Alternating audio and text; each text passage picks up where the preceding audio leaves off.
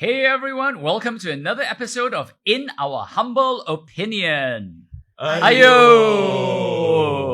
Well, we are back. I'm Gilbert Cheah, and I'm joined here by my friends and co-panelists, Daisy Irani, cool grandma on the right, Namaste. and Chris Henson on the left. Hey everyone. And I know that you must have missed us because we weren't on last week. I know we got some text messages asking what happened to us. We just took a 1 week break and are glad to be back. So today we've got some very interesting topics to talk about.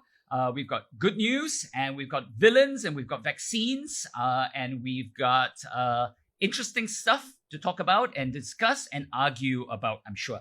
So first thing we're going to be talking about is about a case of alleged molestation on a train. So what's new? Seems like every day we have a case of molestation somewhere. Or exposure or something in Singapore. And why don't we pass this story on to... Obviously.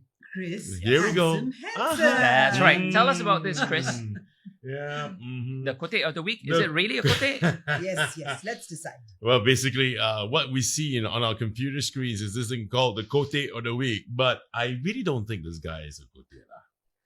There has been this has been going around, posted also in Mothership, about a bystander who called out a man who was moving uncomfortably too close to a woman on an MRT. Now, this guy, the bystander, his name is Dwayne, he said he witnessed the incident and he took to Instagram and Facebook to talk about it, to chronicle what happened on November the 16th. And there was a picture that was uploaded. Now, this is why I really think that this wasn't intentional. The picture that was uploaded showed the man's hand placed squarely on the seat occupied by the female passenger. And the what shall we call it? The snitch, not snitch. What's the word for it? Now, come Vigilante. The witness. The witness, the vigilante, the voyeur, also observed that this alleged unsolicited physical contact made the female passenger clearly uncomfortable. Okay, and though she did not speak up about it, so what this guy did was that he gave that commuter, the other guy, the benefit of the doubt, assuming that he was asleep. A couple of minutes later, he observed that the man did wake up, moved even closer to the female passenger, in response, this Donald guy stood up, tapped the man on his leg, and asked him to move away from her. Now, according to him, to Donald, the man moved away and stopped physical contact with her, though he didn't even seem apologetic, and went back to sleep. So what Donald is now urging people to do is to step up if they witness such things happening to strangers. He also encouraged women not to be afraid to speak up for themselves, and that there shouldn't be, I quote unquote, start quote, there shouldn't be tolerance for such disgusting behavior, end quote. Now, you all go first. Go where? Talk about this. Oh, all right. You now Donald. What? You said Donald? The name of the guy was Donald. Yeah, Donald. Oh, okay. Why Donald? I thought you were thinking of Donald Trump and just calling him. No, he's got molestation boy. cases, but that one is different. That's why I was like, okay. No, that's true. No, I think, What was he? Is that what pussy grabbing? Okay, so yeah, absolutely. But didn't bother. In his own words. Did not bother 70 million people who did vote for him. But that's another. Another story. Okay, Yes. so going back to our Donald here, Yeah. I think the judgment call made by the witness or the vigilante or the Donald taking that picture, that judgment call has to be very important. Exactly. Because God forbid you take a picture. I mean, I'm just thinking hypothetically, if there was a migrant worker or somebody sitting and you're genuinely sleeping, Yes. and your hand does touch, Right. and somebody calls you out for that, Yep. and this picture goes on. Sure, on of course. online Yes, video, yes, and yes. then, but I think more importantly, I am agreeable with the part about the women talking about it, because I feel that the person who can make that best call sitting over there is that woman, because we have within us that consciousness, that understanding that if somebody touches you and it's a genuine mistake, you know that. If there's somebody touching you, even a little finger with another kind of idea, it's molestation, you get the feeling. So yes, I think it is time that women take it in their own hands, and maybe strongly, sternly, but nicely. And there's another thing. If you are in a public train like this, and if that woman hopefully has the courage, musters up the courage to say in a nice manner, excuse me, please, there will be other people around who will look, take notice, and that would be enough to send a very strong message to this person if he was actually molested. Yeah. So yeah, it's important. I for think women that, to take okay, so this my lead. take on this is that I think that there are obviously cases when people do innocently fall asleep and mistakenly touch. Definitely that happens, all right? And I do agree with you that obviously the woman or the person would be a good judge. The best. Yeah, yeah. Although, there are also cases when people, because of racial prejudices, get angry when someone is genuinely asleep and touches them. Correct. Okay, but at least we this know has that happened is as not well. molestation. Yes. That is really a different Or reason. they could think it was molestation. Because of their own prejudices. Correct. That definitely happens as well. I think that in this case, it's not really necessary for the guy to upload a photograph. He can just have talked about it and said that, listen, you can just, stand up. I think it is good that he intervened, though, in a sense, like if you believe that something has happened enough to actually intervene, then you're putting yourself on the line. And I think that is a good thing in general, because what I'm against usually is people who just take a photograph And of post something happening, posting it correct. without actually doing something. This is a discussion that we had Yes, last we've week had about the old man who was taking pictures of litter bugs and sending it to the police. Yeah. So this was another question that I wanted to bring up to both of you all, that again and again we find out it's that judgment, it's that line. Where do you go over that line and intervene? Or where do you do something concrete? I don't think there's to one. change social I don't think there's behavior? one specific answer, because every circumstance is different.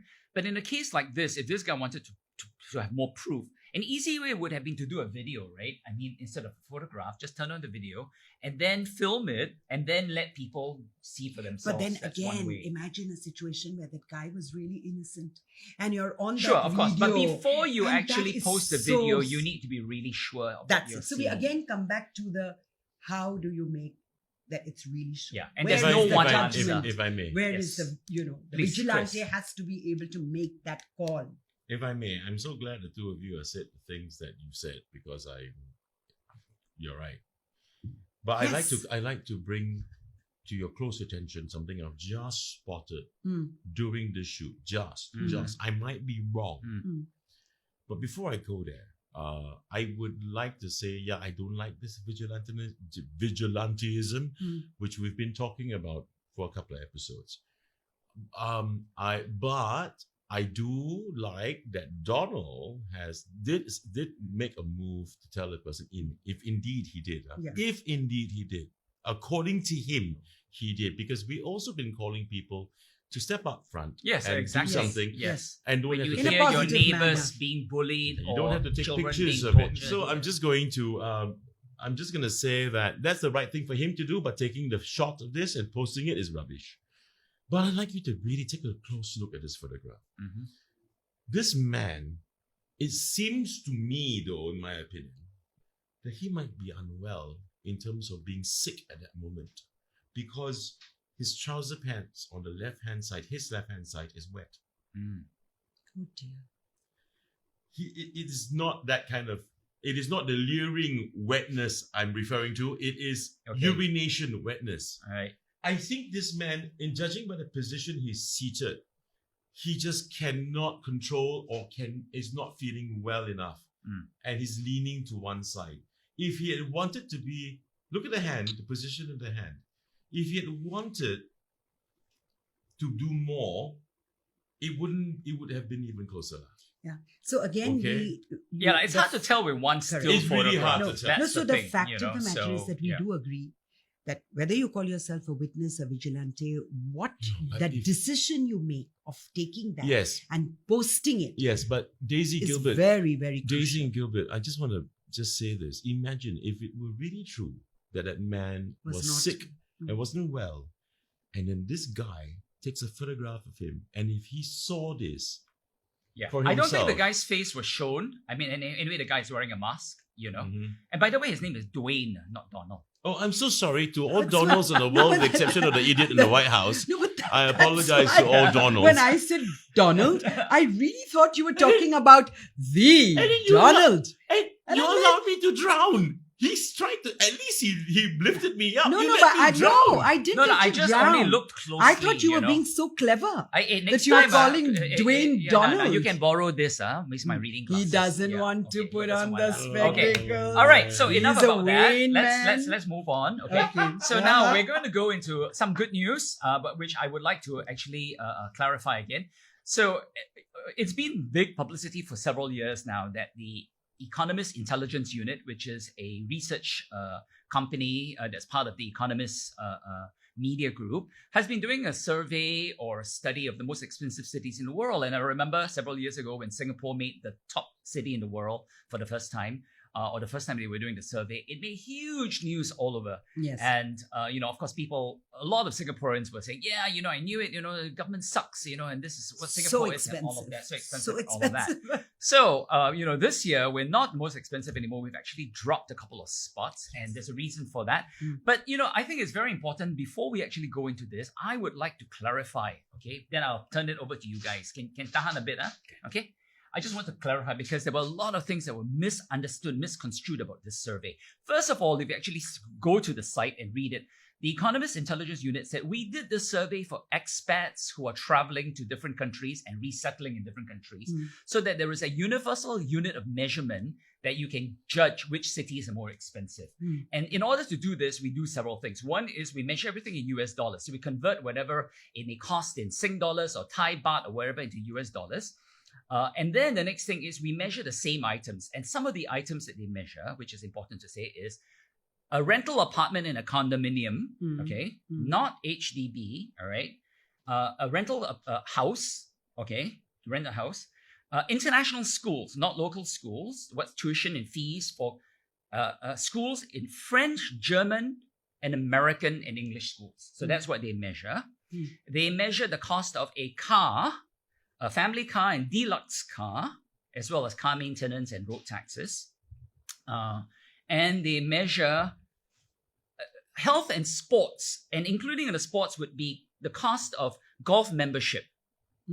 All right. That's interesting. So when they measure these things, they found, not surprisingly, I have to say, that Singapore is way up there because, these things are expensive. You've got golf, you've got a car, you've got rental of a house and private condo, you've got international schools. So that is the situation. All these are the most expensive in Singapore. You Gilbert. got that data from the actual EIU Yes. specific to this? Yes. This is funny because what I'm reading here, as reported in Mothership, that it looked at factors like currency volatility, supply chain problems, the impact of taxes and subsidies. Okay, the road taxing, I get it. Yeah. Shifts Of course. and But the all of shifts that in is consumer related to preferences. this. Yes, all of this is related to that because when you're doing currency, you got to realize, let's say, for example, a car cost, I don't know, 100,000 Sing dollars. They're going to convert that to US dollars. All right. So it's 175,000 or 160,000, 140,000. So that's what they meant by volatility. Yes. No. Because The there's volatility, obviously. Yeah, but the volatility also has a lot of different repercussions. Yes. Because, when you look at when you peg your currency, then you're looking at a huge area of export, import. I mean, because everything is pegged to the currency. So I do agree that the topics that you talked about are the most expensive in Singapore. Yes. So I think it's very important this is very irrelevant in a way to the locals. So when you're a local in Singapore, you should not be thinking that, oh my God, I'm living in the most expensive city in the world, because honestly, with the exception of these things, I mean, most people don't go to international schools. Most people don't have golf club membership or play golf. Yeah. They don't rent condominiums or houses. And, obviously we all know cars are expensive. So, But now we are ranked fourth. Yeah. Right? After Zurich, Paris, and what's the other country? yeah, but, Hong Kong. but all Hong of the Kong. measurements are still the same all these Yeah. years. My point is, it doesn't mean that we are ranked fourth today. We're no longer up there in the world ranking Mhm. as the world's most expensive doesn't mean that prices have gone generally down. It's just that these other countries' prices have gone up. Yes see- and no. Let me clarify that actually, Okay. because Singapore is actually in a very interesting position right now. And I say interesting, not meaning good, is that because of lower demand, because we've actually had a population shrinkage for the first time in a long while, Singapore's population shrunk. We actually in a state economically now called deflation when prices are actually lower. No. Yay. Okay, so we're in deflation. Yay. So that's one of the reasons also why we have dropped in the rankings. Correct. But Yeah. it's a But it's If- important to realize basically what they measure. If you were to Yes. do a measurement for locals of food from hawker centers, food from food courts, food from supermarkets, HDB flat rentals, local school costs, local healthcare costs, I think you'll get a very Different. different. Okay, here's my question. Yeah. Okay, I'm sorry. Go Daisy. ahead. Go ahead. No. Here's Which my way do I turn? No. I know because I mean we both want to give our Yeah, take okay, on never mind. what you're What- saying. is Go this, ahead. so what do you think? Is this a good or a bad thing Correct. in your opinion? So What is I it? think it's a good thing or a bad thing, which is based on the perspective you look at. Correct. Okay, you gave us a perspective. Okay, if you look at some of the important things that the expats might be using, because when you talk Yeah, about and you this, know, I'll just or give you an talk about the example. locals. Yeah. But you see, today, when you manage businesses, especially in this post-COVID era, it's also very key to know where your business is going to be located. So I'm talking about, in that perspective, what is happening is good. Because see, the world out there, it's very highly competitive. I mean, and the lessons that we have learned from COVID, where businesses would like to go, is having, where we have political stability, we have efficient supply chains, we are managing the currency volatility, like you said, and we take advantage of working from home. So the foreign labor is down. And overall, we've become just more efficient. So I feel if we can keep Singapore cost efficient, Yes. we would really become very, Of very course, prosperous. Totally, of course. Well, Because there's one more thing, if I may. Because around the region, our system, our regulatory system is really trusted and the legal Sure. systems are trusted. I totally agree with that. geographically, yeah, Let me so just point out one thing now. So Okay? it's a good thing. Yeah. It's a good thing where when prices businesses fall. are concerned. Okay, but I Where think it's, businesses are yeah. concerned, but especially. even for individuals, even for Yeah, us, I mean, okay, of as course, individuals, that let's say I want to play golf and golf fees go down. It's still a good thing for locals. Okay, so just give you an example. One of the things they measure is what's the cost of a Burberry raincoat. Okay, Oh gosh. because that's a universal standard. So it's you, all so a luxury item. it's luxury items. So it's very important for people to understand this. Don't just jump when you look at the headlines of a survey, right? who here owns a Burberry raincoat? I mean, I do, but that's because I lived overseas, Yeah, right?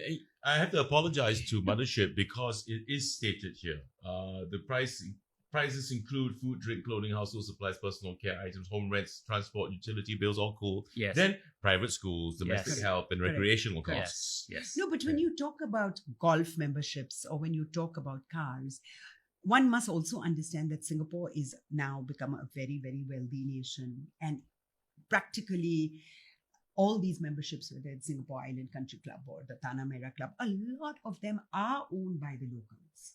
Yeah. I mean, these of course. cars and all that. So Yeah. just the fact that the foreign workers there might be a shrinkage there is just part of the whole picture. Yes. And I think it's also important to realize that, we import everything. in Yes, Singapore. yes, I agree. So we are at the mercy of what other people want to charge Yes. us. Yeah, We even import our water, right?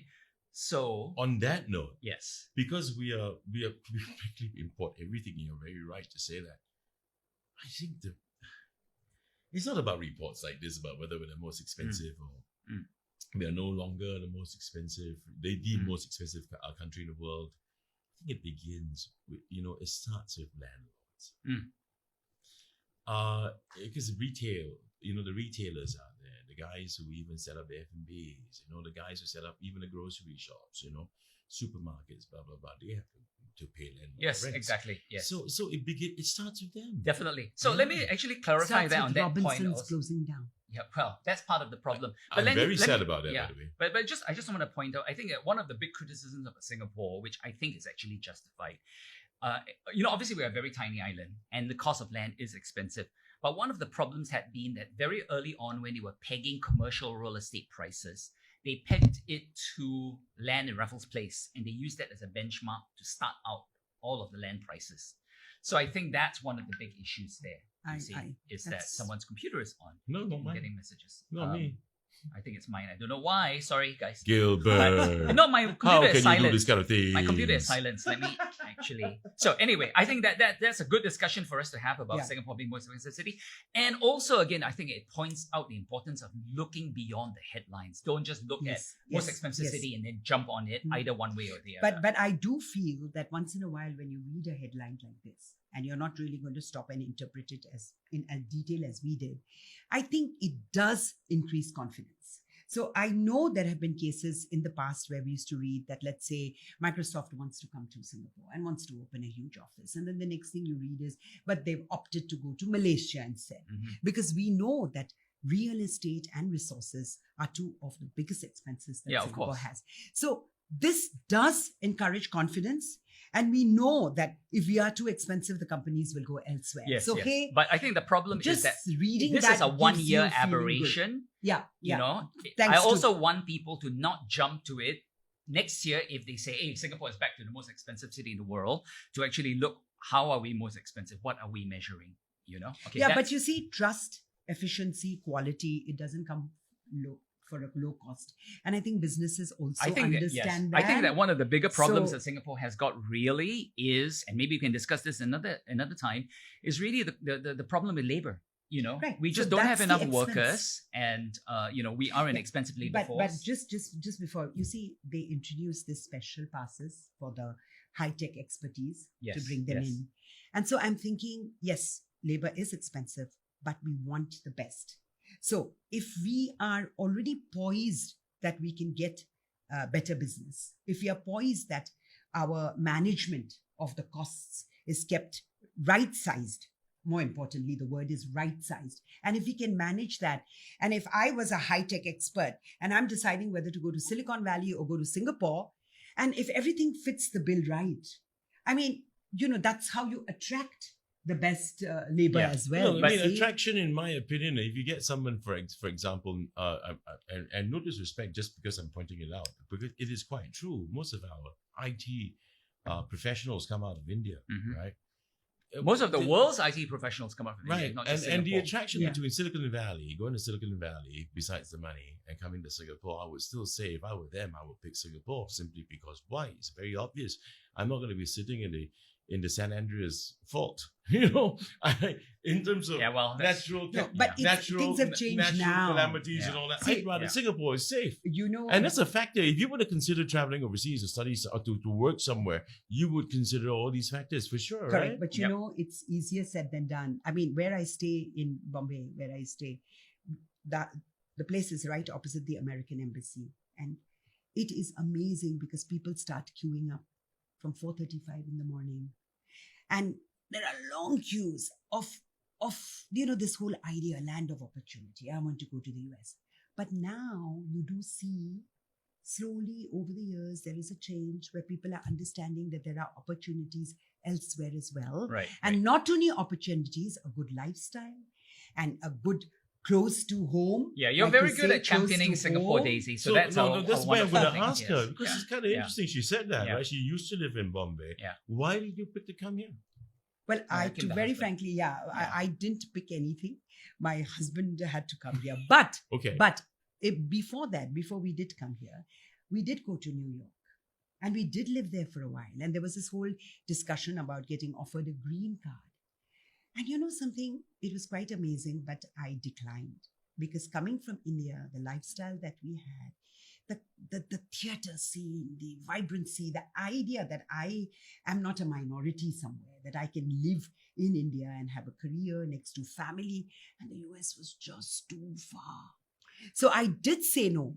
And then when Singapore came up, those boxes could be ticked, you see. First was being close to home, you know, that 4.5-hour flight where you go.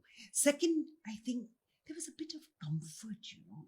It's different. You're not scared all the time. Mhm. No famine, And no so- drought, no typhoon, no hurricane. Yeah, no so earthquake. yes. Well, I So mean, I they think don't have we are- that in New York. No, so lah, I but- think we are all good at, you know, of No talking freezing about Singapore. temperatures, New Yes. York. And, Okay, and so, yeah, that was yeah. the decision. Yeah. So anyway, talking about safety, now let's go on to obviously a topic that we are all thinking about, which has made the news, is about the vaccines.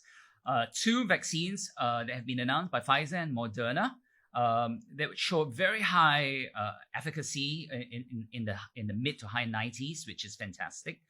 95% actually, from based on yesterday's breaking news. Yeah, 95%. So the question, obviously, that people, one of the questions that people have raised is, are they less safe because they've been rushed? Because we know that they were produced under what they called a Fast track. warp speed. They called it. Oh no! They called it. Trump called it that. Yeah. Okay, but it actually it's an official warped. name. Yeah, it's a warp speed thing. Yeah. Warped. So Exactly. yeah. So let me, as the resident health reporter here, give some assurance about Resident that. US expert as well, because you've lived there. Yes. Because I declined to live there, remember? Yes, where I did. And I did get my green card. So Whoa. let me just read. No. And I gave it up. So, that's Oh. another reason for that as well. Oh. I mean, for those of you who don't know, if you have a US green card and you come back to Singapore, you have to pay American taxes as well as your Singapore taxes. The Singapore taxes are relatively low. Better give it up, boy. You Monetary better give it up. considerations. And you get nothing. You get nothing from the US. Double so there's no taxation, reason yeah. why Right. you would even want to have the US green card if you're not living there. So anyway, let me just assure that when they took the fast track to develop these vaccines, what they rushed were the financial, logistical, resourcing aspects of it and the red tape aspects, not the testing and not the safety aspects. So at least insofar as much as Moderna and Pfizer are concerned, they are safe to take. The thing that's interesting to keep in mind, and this is very important because there's been a lot of discussion about this among people, is does this mean this is the end of COVID? Because it's so safe, right? So let me just very quickly talk about vaccines in general. We've had vaccines for generations. But in the entire history of vaccines, only one disease has disappeared from the face of the earth, and that is smallpox. Everything else that has a vaccine for it, measles and mumps and diphtheria and all of that, polio still exists. And the reason for this is sadly because of two things. One is, and this is going to occur with COVID as well, is that generally vaccines cost money. They cost money to manufacture. You have to buy them. Governments have to buy them in the millions, and they have to be given out to the population. And a lot of poor countries in poor parts of the world do not get vaccinated. I mean, I was just watching an amazing documentary on Channel News Asia called Disease Hunters, where they showed polio and the resurgence in the Philippines, very near to us. And you see this poor 3-year-old boy who did not get vaccinated, who's developed polio. And this is the 21st century. Even today, Pakistan, Iraq, all the war-stricken places. Yes. And even without war in the poor countries, you do have this problem there. The other thing to keep in mind is that the COVID vaccine needs very cold refrigeration. It's not something you can just store in a shelf. Minus 70 for the Pfizer one, Minus and 80. Minus 80. 75. Minus 80. 79. And then minus 20 for the Moderna one. Yeah, which the poorer countries could handle. Yeah, which is fine. So you need tons of dry ice, and even the shipping of this internationally is a problem because you pack dry ice, and dry ice gives out a lot of CO2, which is poisonous on the plane. So the cargo planes can only carry a certain number of dry ice containers with the vaccine. So it limits it. And as you can tell that with the manufacture of it, the rich countries have already snapped it up. So poorer countries or even not poor countries like Singapore are not getting this immediately because the United States and all that, which funded this. Correct. So the question basically we are getting down to rich versus poor countries. As with a lot of things. Yeah. And what does this do for the global economy? For example, I just want to mention that, the rich countries take the vaccine, they use the vaccine, but that's not going to be enough. Like, for example, in Bangladesh just now, there was a cluster found in a garment factory. And there was an upsurge of infections and all that. Now imagine Bangladesh, which is one of the poorer countries, and then you close the garment factory down. But immediately there are repercussions because your supply chains are affected. Yeah, of course. So, and jobs. Correct. So this but is that's the time. Lockdown issue. Yeah, I feel there's a global and moral responsibility.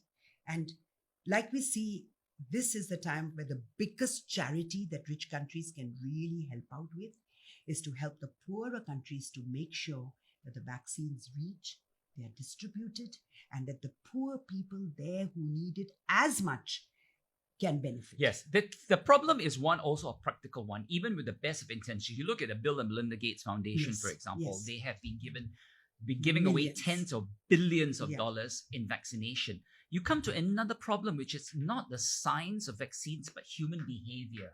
A lot of people, even when they have access to vaccines, do not want Take to those get now. vaccinated. You see this happening even in wealthy countries, not so wealthy countries, and in poor countries. So that's another big issue there. Can I just ask you something, Gilbert, since you're the resident health guy? In as far as these vaccines are concerned, a 95% efficacy. Can I use the term efficacy? 95% for both Moderna and Pfizer. You said, correct me if I'm wrong, I thought I heard you say that it's perfectly fine, that you can get inoculated with it. It's going to be a vaccine that works. Am I right? Okay. Based on the tests that they have conducted, Yes. and Based on all released, that, yes. but not yet in terms of actual public use. And I'll give you I'll explain why. Let's say they tested it and they said, okay, after 3 months, there's no side effects. But there are vaccines and there are medications that could show side effects after A longer period. 9 months only. Sure. So that's not known. Okay. yet. But generally, yes. What Let I'm pointing is that the rushing of this should not have affected the safety. Okay, great. But the reason why I've asked this question is because you remember many episodes ago, and when the three of us first actually met was via Zoom. Yeah. Right, and we started filming the show via Zoom. Yeah. And during one of those shoots, if memory serves me correctly, I did say I have faith in the human race Correct. that we will have a Yes, vaccine and yes, we'll have a yes. vaccine soon. Yes. And I remember Gilbert saying, well, I'm very glad that you are being positive. Hopefully it'll happen. But then again, I'm not going to hold my breath. In Yeah. fact, I Yeah. remember Okay. we took a No. bet on that. So Exactly. you can make some money. And hey. Okay, simple faith, man, simple faith. Now, Yeah. however, that being said, now you see we fast forwarded it. At least In the US. in the US, Yeah. and it's 95%, and I'm pretty sure 100% will arrive very soon.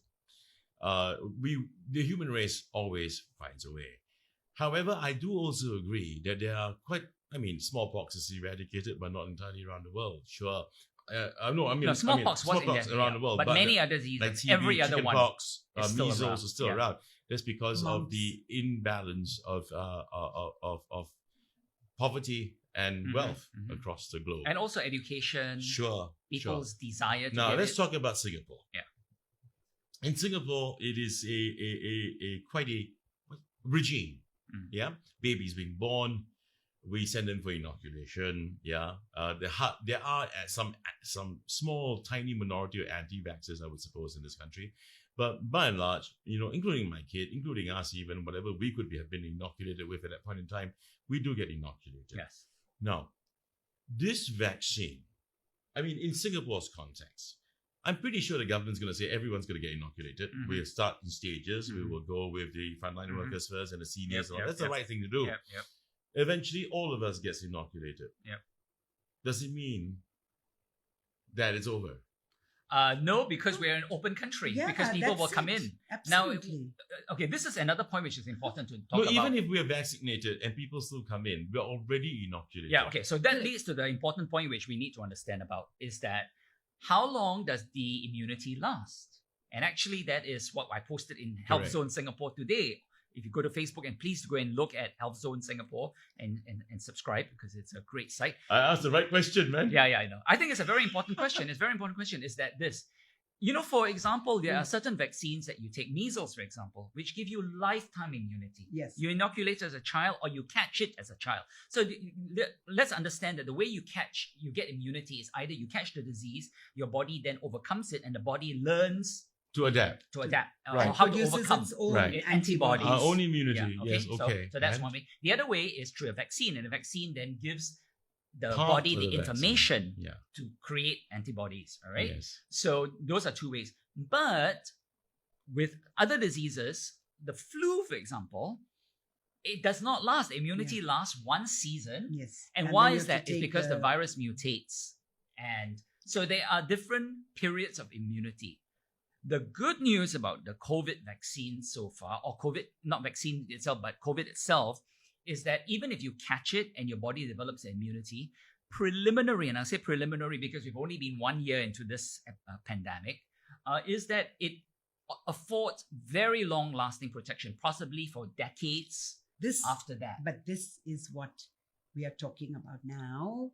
We do not really have the timeline or the facts to verify that. No, but they can tell by how much degradation there is within a certain period, and you can extrapolate that. So there are scientific ways to be able to see this. But we don't know if it's not going to mutate. I mean, there are so many unknowns. Okay, now she's being very pessimistic. No, it's not pessimistic. No. Let me explain to you. Being practical. Yes. See, you said what you said. We all agree this is a very hopeful moment. I mean, everything showed it. The stocks went up. There was so much happiness. We know there is a way out. Man's resilience has found a way out. Having said that, practically also, we know somewhere at the back of our minds that this is not the end. It is the beginning of hope, but we are not yet 100% certain that this is going to cure all the woes. And one of that is also the rich versus the poor situation, right? Because no, but I haven't finished what I was saying though, which doesn't disagree with you. Yeah. Okay. So my point basically is that just because you get a vaccine, to answer his question, just because you get the vaccine does not mean the pandemic is over. Oh, absolutely. And you know, the World Health Organization had said this and got castigated for it because I guess people wanted good news, which is understandable. But this is the reality: is that diseases don't just disappear, Yes. viruses don't just disappear. Yes. In the case of COVID, it seems the good news is that the virus does not mutate very fast. It's actually very, very slow mutation, which is good.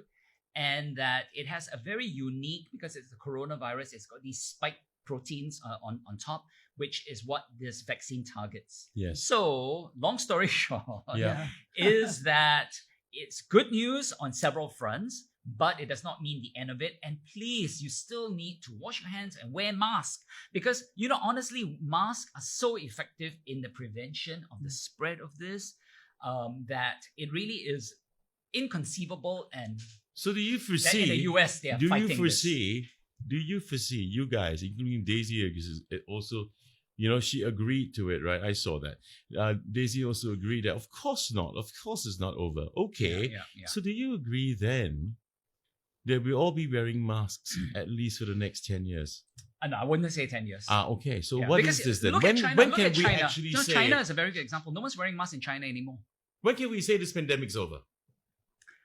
Let me put it this way. What now, would okay? the measurement be? The measurement will be when it becomes such a low risk thing that people are no longer hospitalized over. Can I just Okay. say something? You know, I think So the it might virus not- will never disappear. That's my feeling. Correct. The So- virus will be with us for the next 1,000 years, Yes. but it will be like a flu virus that does not kill No, people it's- because we have the vaccines and the immunity. It's, Yeah. So it's managed. So it's like It's in managed. Europe where you had the plague, for instance. Hmm. Or even if you take a really random kind of comparison, which is not with a disease. I think at one point of time when we were looking at something like terrorism, and we used to go into the airports and stand in queue for, you know, ages to go through security. And Hmm. I think at that particular time, when it is any kind of plight that hits the human race, I mean, Everyone turns obviously that is- kiasu, kiasi. and then Yeah. slowly, as there are ways out, Well, people I think adapt to once it. to adapt, yeah. and it's amazing. But it doesn't go away. The threat doesn't go away. Even you forget, you put it at the back of your mind so that life goes on as normal, and that's what you're really looking for. Okay, I'm glad you guys said everything that you said because I wanted to ask that question so that our local Singapore listeners and viewers have a clearer picture about this thing. Okay. Yeah. Anyway, we're running out of time, so we got to press forward quickly. Next one we're going to talk about, I'm going to pass it over to you. Me? Or you to talk Daisy. Yes. Well, I'm just going to put it in a nutshell because we were talking about ideas theft. Yes. All right, and it's something quite important, especially in today's day and age where, you know, people are posting their ideas, their thoughts, their concepts. Now, what happened is there was an intern in an office. Her name is Chin, and her dad has an advertising agency, and they recently pitched for a project, but they did not win.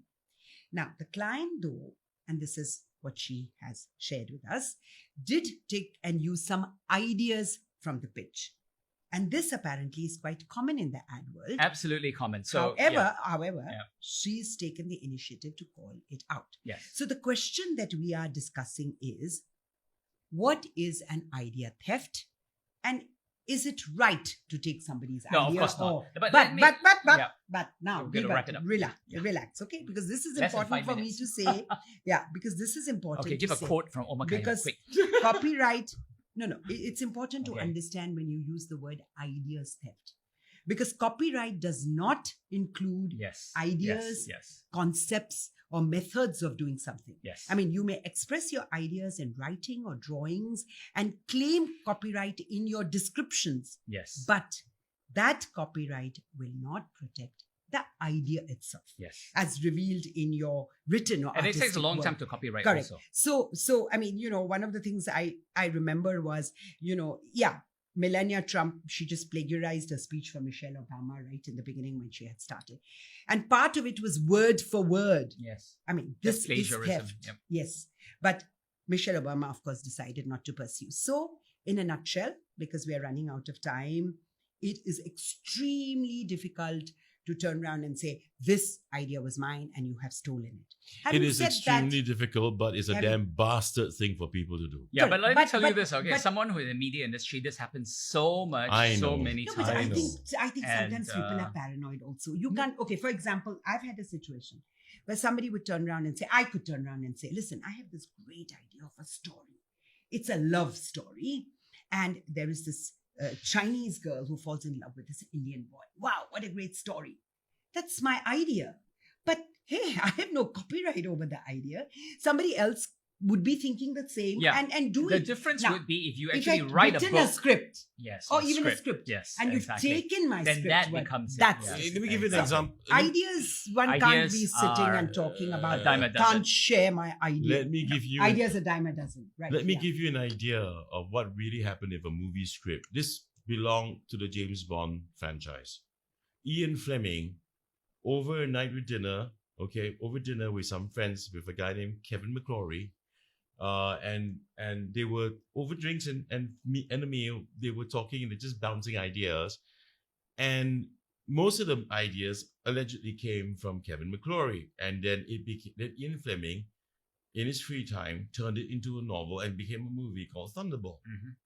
Okay, and this court case went on over the theft of ideas in England, I think, and then or the US, and then they fought it for decades until it reached a stage where finally in the 90s, no, in the 80s, late 80s, Kevin McClory won.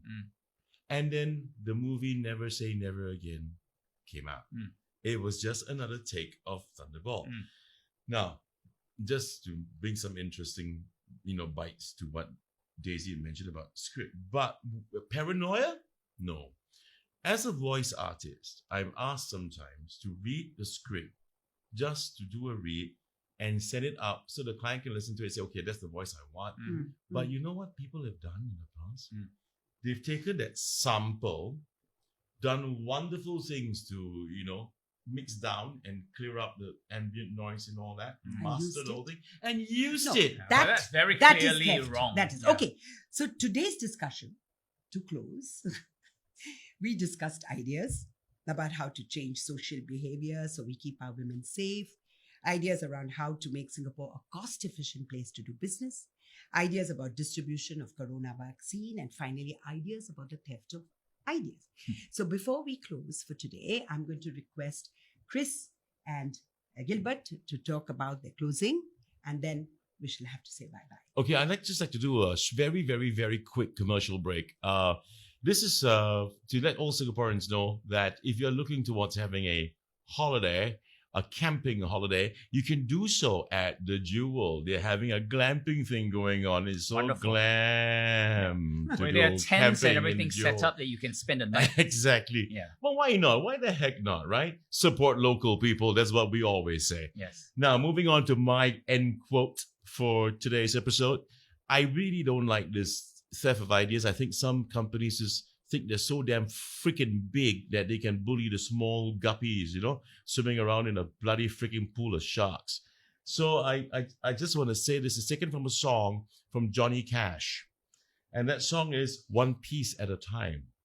It's about stealing parts from a General Motors company every single day as a worker. It's akin to that.